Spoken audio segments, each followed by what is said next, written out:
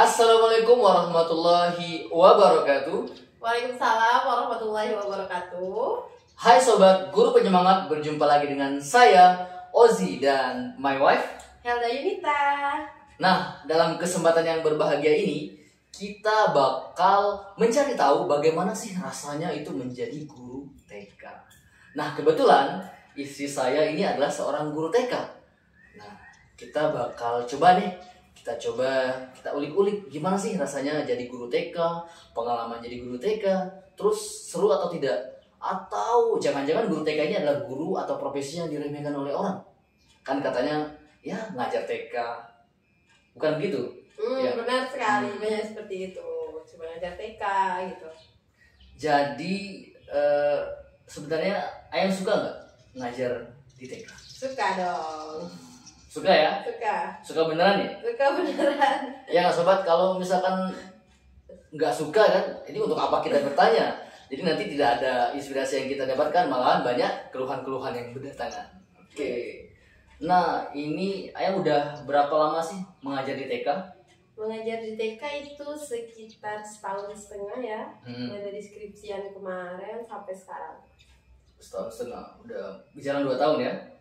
Hampir. Enggak, belum nyampe. Belum nyampe. Cuma waktu itu kita belum kenal ya. Jauh sekali perjalanan. Udah panjang perjalanan. Jadi mengajar di TK. Nah kan, jadi yang di TK itu kan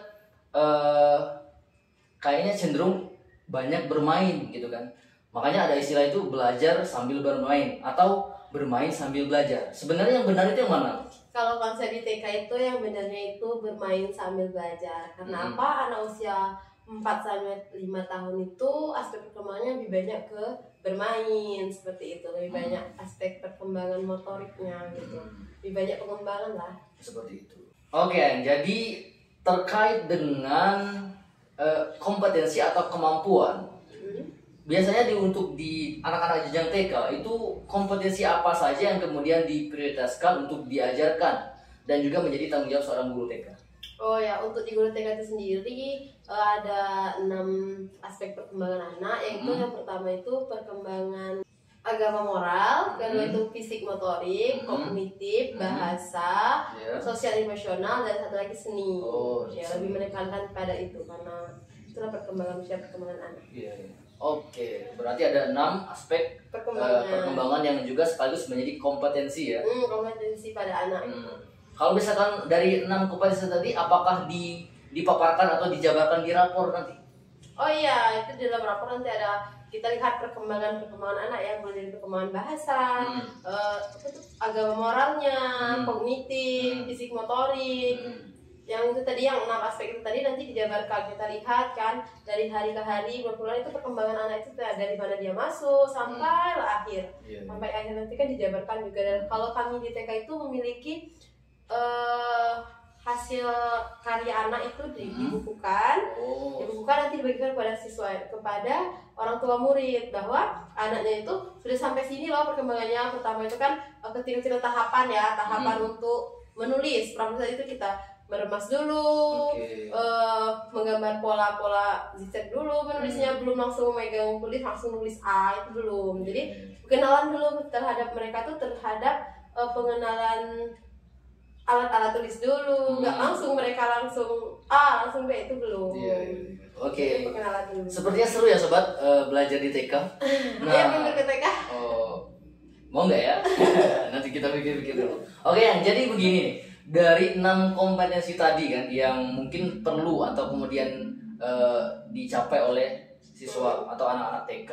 Nah, metode pembelajaran seperti apa sih yang biasanya diajar oleh Ibu Helda nih dan rekan-rekan guru TK itu untuk menggapai atau mencapai kompetensi-kompetensi tadi? Oke, untuk metode pembelajaran kami lebih banyak menggunakan belajar sambil bermain, kemudian lewat nyanyi dan musik, kemudian metode tanya jawab sama anak-anak itu, dan juga menggambar. Biasanya kami lebih banyak seperti itu.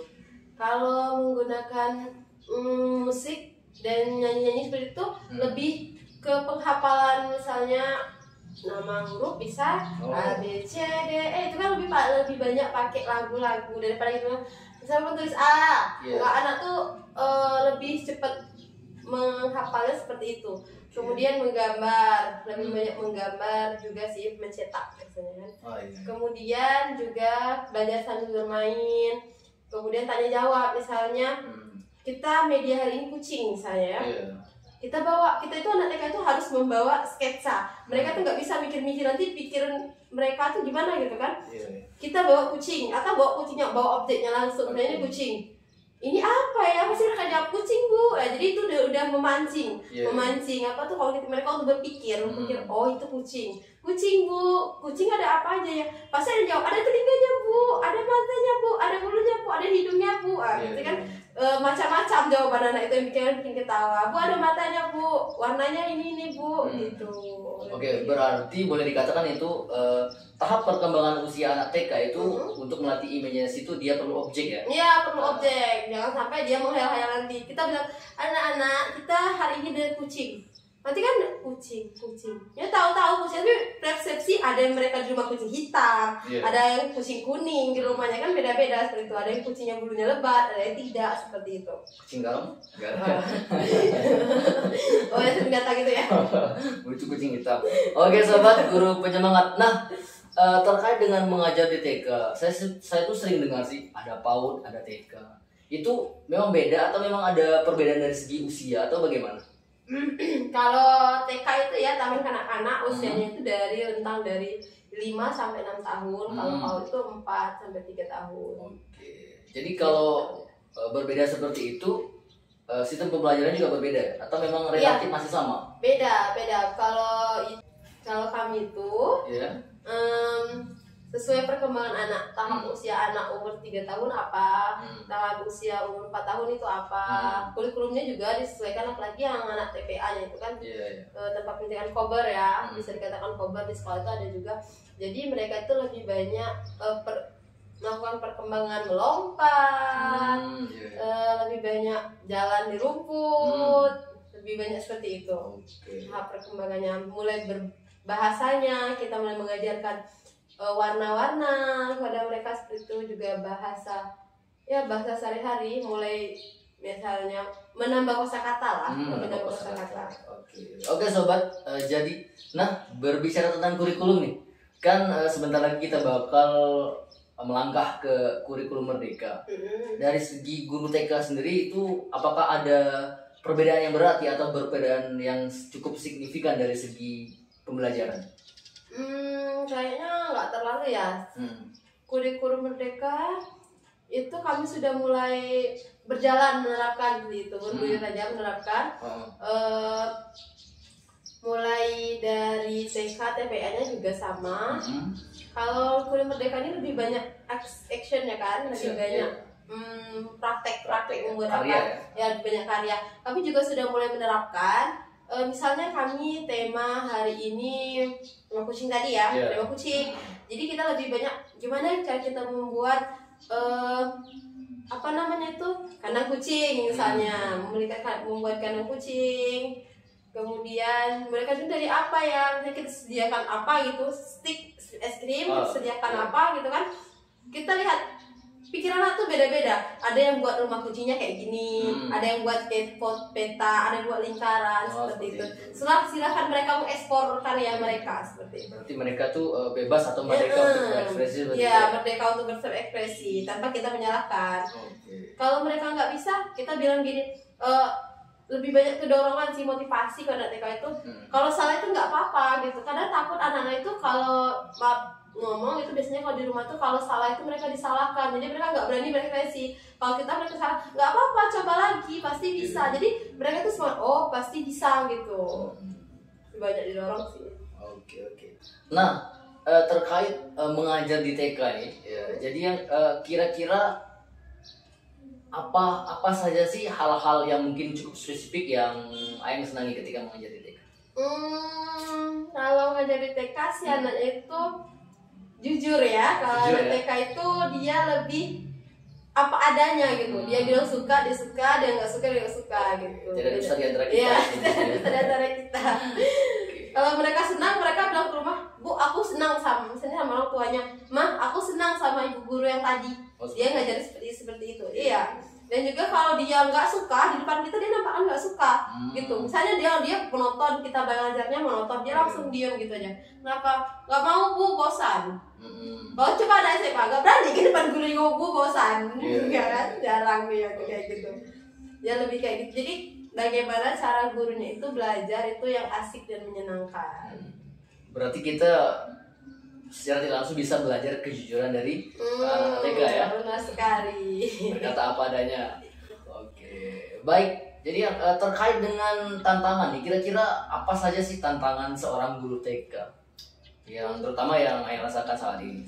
Tantangan ya, tantangan itu lebih ke menarik mood anak sih.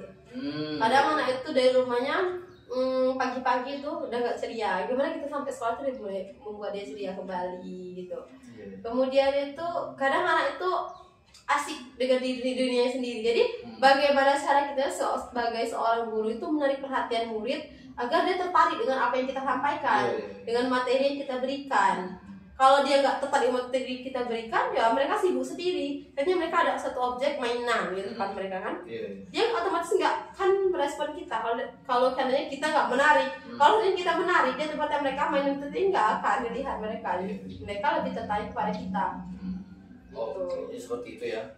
Oke sobat guru penyemangat, jadi yang seperti ini. Mungkin beberapa tahun terakhir ya gitu kan. Mungkin ada tuntutan dari beberapa atau sebagian dari orang tua murid bahwa ketika mereka menyekolahkan anaknya ke TK, maka mereka secara tidak langsung atau punya tuntutan secara khusus untuk biar nanti ketika anak mereka di TK mereka bisa membaca, bisa menulis, bisa penambahan dan pengurangan dan semisalnya. Itu dari segi guru TK itu apakah itu tuntutan yang memang sesuai dengan perkembangan mereka, atau sebenarnya belum ada tuntutan seperti itu dalam pembelajaran di jenjang TK? Baik, banyak ya dari sekarang itu bukan gimana ya, orang tuanya itu merasa kalau di TK itu sama kayak di SD, dititipkan sudah bisa membaca, menulis, menambah, berkurang dan sebagainya. Padahal TK itu kan usia prasekolah, sebelum sekolah. Mereka itu lebih, kalau di TK itu lebih banyak pengenalan bahwa ketika masuk sekolah mereka itu oh ini loh banyak berinteraksi sama orang seperti itu kan. Bukan kalau kami di TK sendiri sih belum terlalu belum terlalu mengarahkan tentang baca tulis salistung gitu ya. Sedangkan sekarang ini banyak di SD itu tes ya, harus ada tes membaca dan menulis. Padahal itu kan bukan tanggung jawab TK ya, mereka pengenalan huruf memang dikenalkan di sana. Tapi kalau untuk mereka melancar membaca, bisa menambah mengurang sampai 100, itu belum tahap perkembangan otaknya belum sampai sana. Itu mereka nanti di SD.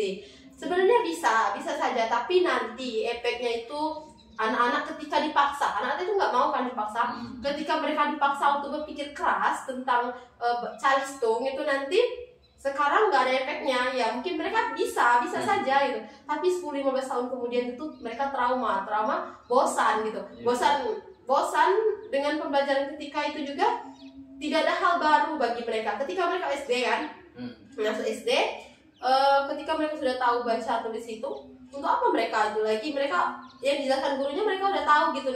Jadi nggak ada rasa penasaran lagi dalam diri mereka, jadi rasa ingin tahu mereka itu berkurang gitu. Dan juga nanti mereka udah cepat bosan, karena memang usia main mereka disita untuk usia belajar seperti itu. Usia situ kan masih untuk belajar, masih untuk main-main.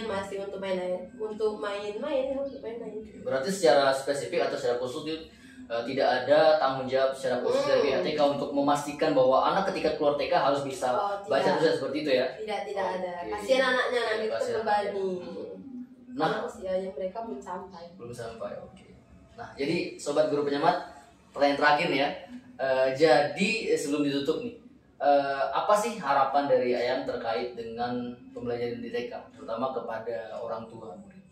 Oke, harapannya kepada orang tua murid ketika menitipkan anaknya di TK bukan udah titip aja gitu kan, tapi juga orang tua sudah masih mempunyai tanggung jawab untuk di rumah itu ditanya tadi belajar apa. Pasti mereka nggak bilang belajar, mereka tuh merasa oh tadi aku tuh ini loh mah buat kandang kucing, buat ini, buat itu gitu kan. Jadi orang tuanya jangan langsung kamu tadi udah berbaca, mulai menulis, nggak boleh memaksakan anak, kecuali kalau udah di SD baru mereka tahap perkembangannya sampai ke sana gitu.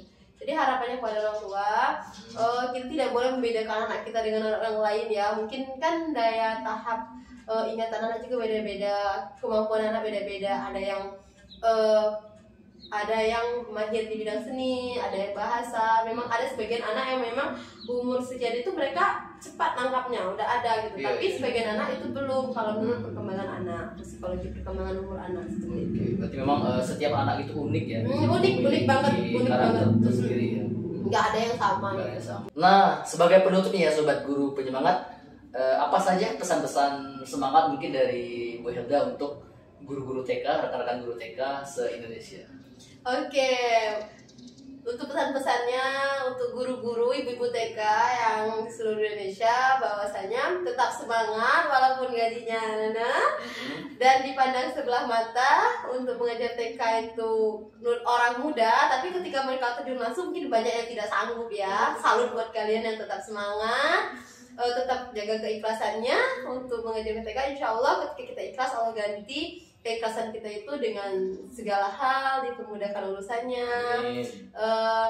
dilancarkan rezekinya dari hal-hal lain, walaupun honornya segitu gitu kan ya. Oke, sekian saja. Oke, sekian dari tadi.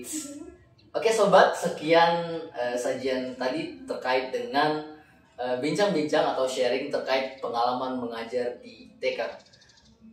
Mohon maaf atas segala hilaf dan salah. Saya Ozi dan my wife, saya Hilda Yunita. Kami akhiri. Salam guru penyemangat. Wabillahi taufiq wal hidayah. Wassalamualaikum warahmatullahi wabarakatuh.